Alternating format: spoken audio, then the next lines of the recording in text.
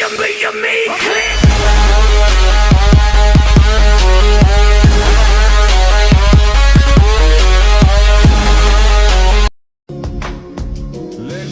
কমেন্টে একটা সত্যি কথা বলবা, যারে তোমরা মন থেকে চাইছো তারে কি বাস্তবে পাইছো?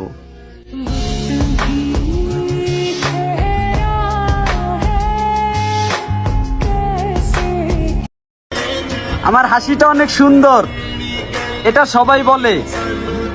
রাত হইলে যে আমার বালিশটা ভিজে, এটা কয়জনে দেখে?